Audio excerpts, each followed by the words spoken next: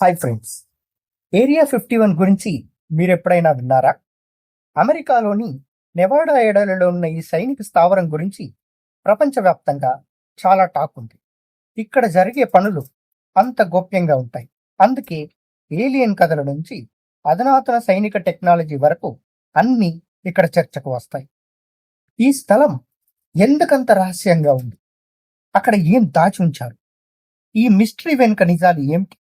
ఈ వీడియోలో ఏరియా 51 గురించి క్లియర్గా, సింపుల్గా చెప్పబోతున్నాను.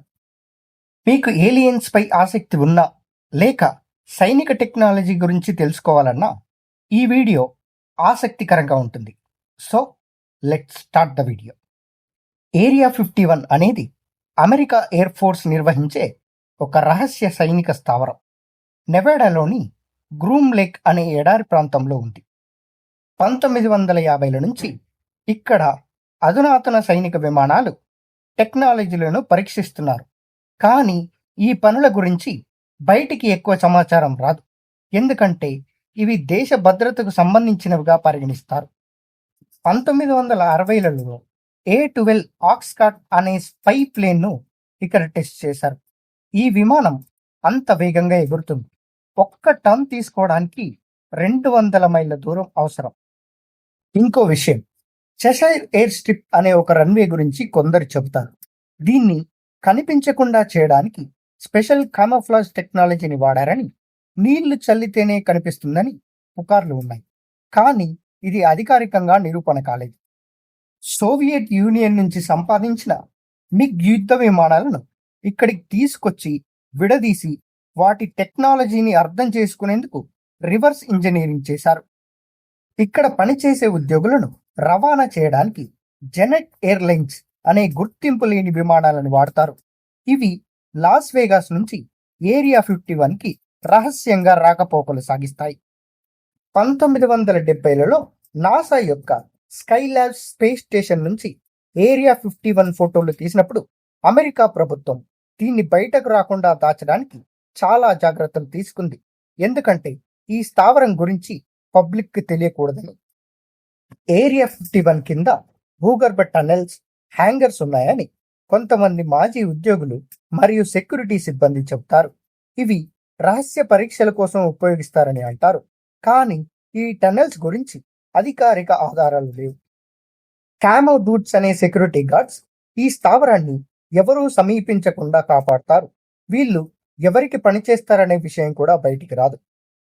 ఏరియా 51 అనే పేరు న్యూక్లియర్ టెస్ట్ రేంజ్ గ్రిడ్ మ్యాప్లో 51st జోన్ నుంచి వచ్చిందని కొందరు చెబుతారు, కానీ దీని గురించి స్పష్టమైన సమాచారం లేదు.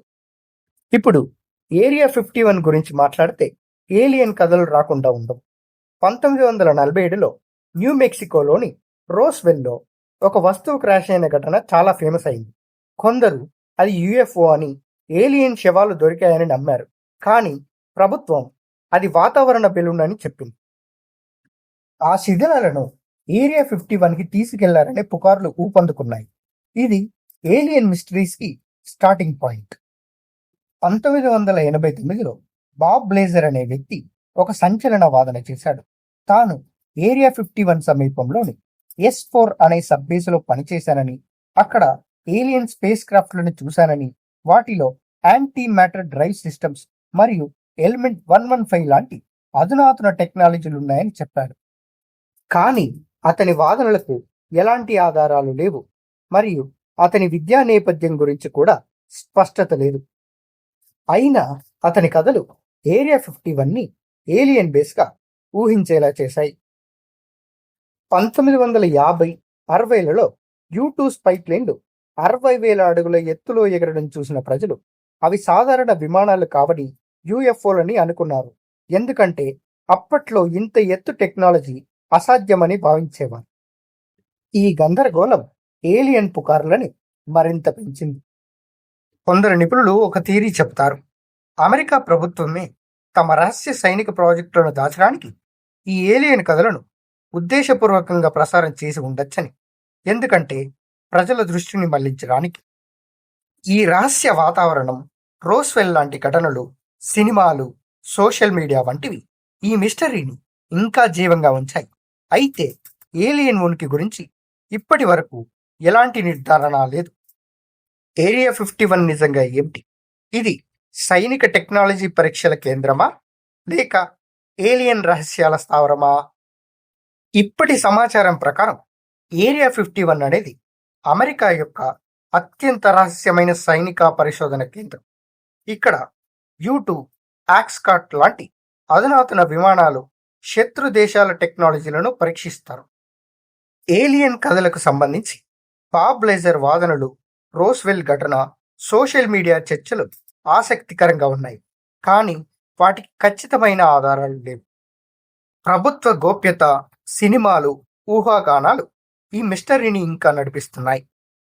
ఒకవేళ ఏలియన్స్ నిజంగా ఉన్నా అవి ఇలాంటి స్థావరంలో దాచడం సాధ్యమేనా, లేక ఇదంతా సైనిక రహస్యాలను కప్పిపుచ్చే వ్యూహమా? భవిష్యత్తులో కొత్త లీక్స్ బయటకు వస్తాయేమో, కాలమే చెప్పాలి. మీ అభిప్రాయం ఏమిటి? ఏరియా 51లో ఏలియన్స్ ఉన్నాయని నమ్ముతున్నారా, లేక ఇది సైనిక టెక్నాలజీ గురించేనా? కామెంట్స్లో మీ ఆలోచనలు చెప్పండి.